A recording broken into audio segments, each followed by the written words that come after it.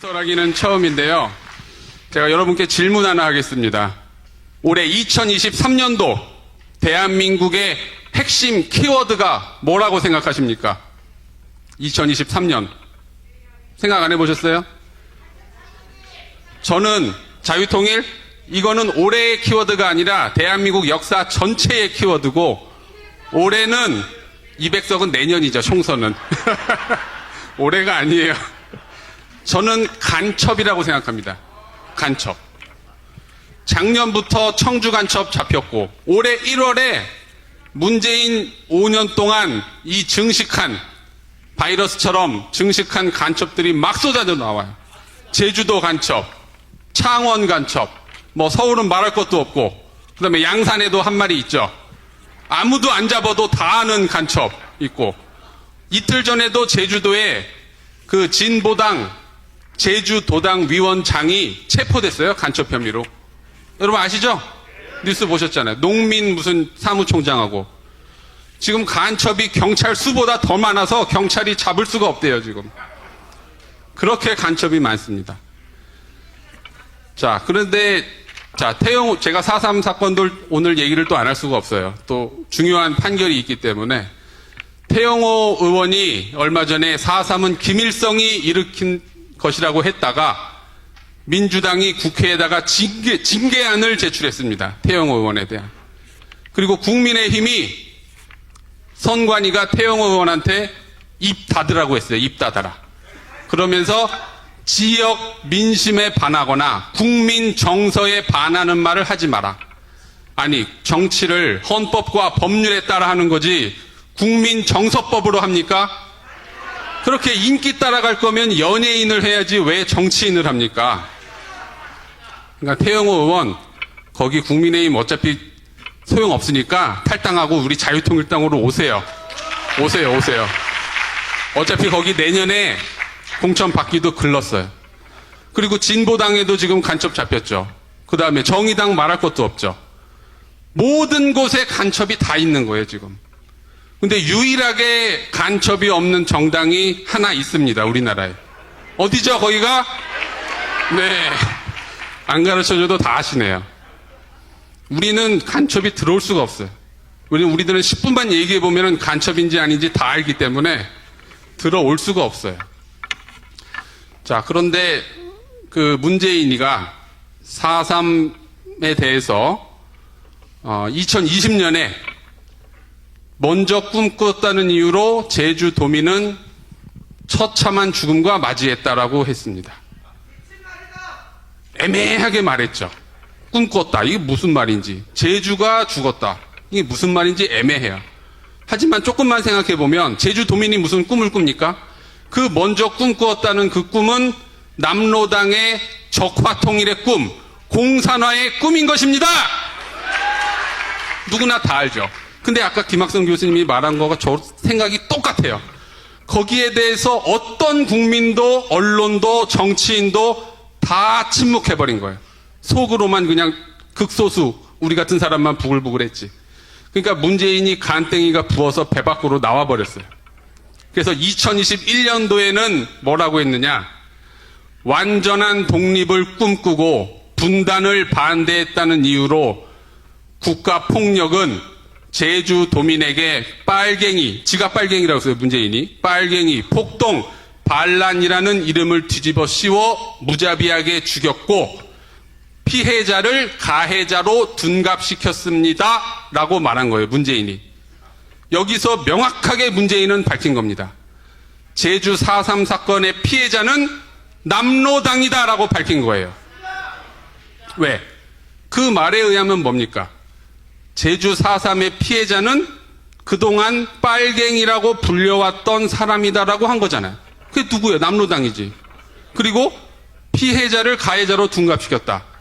그러니까 피해자는 그동안 가해자로 불려왔던 사람이라고 밝힌 거예요. 그럼 그게 누구예요? 남로당이지. 명확히 밝히니까 이제 들고 일어난 거죠. 우리 정광훈 목사님이 들고 일어나셨고, 또 제가 로스쿨 때 저한테 헌법을 가르쳐 주신 김학성 교수님이 또 들고 일어나셨고, 그래서 너아라 TV에서 계속 얘기하시면서 그 유가족 분들을 또 만나서 소송을 진행을 했습니다. 문재인을 상대로 위자료. 뭐냐? 가해자를 피해자라고 말하면 진짜 피해자들의 명예가 훼손이 되는 겁니다. 그게 2001년 헌법재판소 판결에 그대로 써 있어요. 그리고 그 헌법재판소 결정에는 남로당, 제주도당, 무장 유격대들은 공산 세력은 절대로 제주 4.3 특별법이 말하는 피해자가 될 수 없다라고 못 박았어요. 그 헌재 결정문에서. 그래서 소송했는데 결과는 그렇게 좋지 않게 나왔지만 작년 11월에 나온 항소심 판결문에서 재판부가 의미 있는 말을 판결 이후에 적시했습니다. 제가 너와라에서 지금 최초로 공개를 해드리겠습니다. 자, 이게 판결문입니다. 항소심. 판단. 적을 이유는 1심 판결과 똑같다. 둘째 줄. 다만 괄호 열고 오히려 피고가 여기서 문재인입니다. 그러니까 피고 대신에 문재인을 집어넣어 보세요. 문재인은 남로당 제주도당이 1948년 4월 3일 제주도 내 11개 경찰지서를 습격해서 경찰관 4명이 사망하는 등의 피해를 낸 것이 제주 4.3 사건의 시발점이라는 등 남로당 제주도당 공산 무장 유격대의 가해 행위에 관한 원고들의 주장 사실을 다툼 없는 사실로 인정한다. 이게 무슨 말이에요? 문재인이 우리가 소송 내니까 입장을 싹 바꾼 거예요. 싹 바꿔서 남로당 제주도 공산 무장 유격대는 가해자입니다 라고 인정을 해버린 거예요. 판결문에 제가 그대로 스캔해온 거예요. 이 자식이 추념사 할 때는 남로당을 피해자로 말했다가 소송하니까 또 겁나가지고 아닙니다. 남로당은 가해자입니다라고 인정을 해버렸어요. 지가. 판결문에 다 있잖아. 이 판결이 확정이 됐다고. 그래서 결과는 좋지 않았어도 판결 이후에서 이거를 문재인이 밝힌 거를 재판부가 일부러 이거는 적시를 해준 거예요. 우리 원고들의 마음을 좀 위로해주기 위해서 이걸 적시해준 거예요.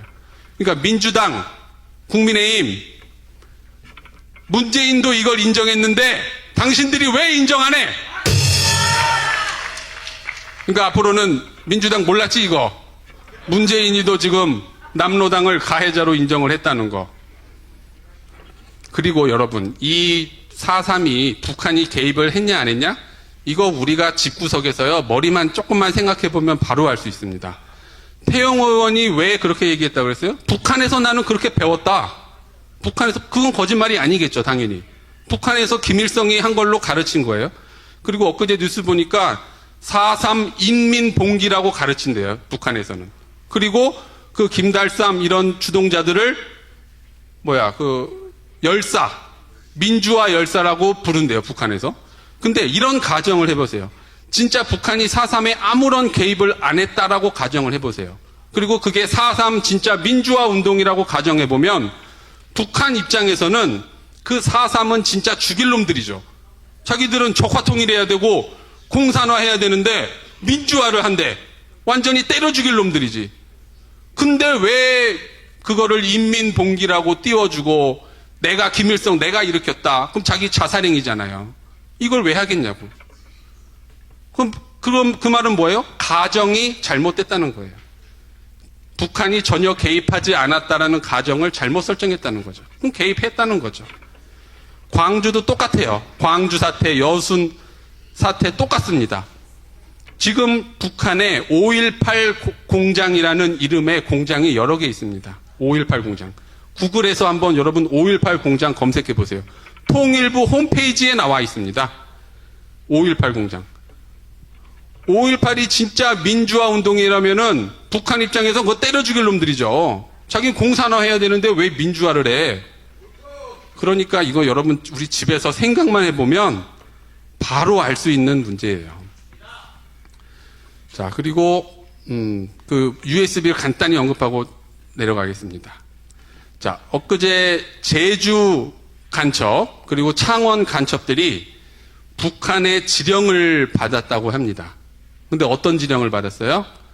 간첩질하다가 걸리면 어떻게 해라? USB를 삼켜라. 이거 뉴스 못 보셨어요? 크게 났었어요. USB를 삼켜라. 그게 무슨 말입니까? 모든 간첩 행위는 USB로 이루어진다. 명확하게 북한이 알려준 거잖아요. 근데 문재인 저 인간은 뭐야? USB를 몰래 넘겨주면 간첩이고 대놓고 넘겨주면 통치행위래요. 통치행위. 아이고, 북한 입장에서 통치행위지 남한 입장에서는 간첩이죠. 그래서 자유통일당이 작년 5월에 문재인하고 윤건영이 있고 새끼 간첩 그 두 놈을 이적죄 간첩죄로 고발을 했는데 제가 고발인 진술도 하고 왔어요. 그러니까 자기들도 열심히 보고 있대요. 그래서 뭔가 되려나 보다 했는데 2달 있다가 각하 결정했어. 각하. 조사도 하나도 안 하고. 그 이유를 떼보니까 기가 막힙니다. 기가 막혀. 문재인이 USB를 판문점에서 김정은에게 전달한 사실은 인정이 된다. 그러나 USB를 이미 건네줬기 때문에 그 USB 내용을 확인할 수 있는 방법이 없다. 경찰이 그렇게 썼어요. 결정문에다가. 아니, 그런 결정문 쓰려고 국민 세금으로 월급 받아먹습니까? 그런 건 나도 쓰겠다. 아니, 그러면 도둑 잡아달라 그러면은 도둑놈이 이미 도둑질해서 도망갔기 때문에 도둑을 잡을 방법이 없습니다. 이렇게 하는 거랑 똑같은 거잖아요? 그래서 내가 이미 여러 번 얘기했어요. 윤건영이 부르고 거기 압수수색하고 이메일하고 핸드폰 뒤지면 다 나온다. 내가 그렇게 할까봐 그렇게 얘기까지 해줬는데 안 하더라고요. 그래서 제가 바로 서울경찰청장과 그 팀장을 직무유기로 고발해놨어요. 직무유기. 아니, 수사를 안 했잖아.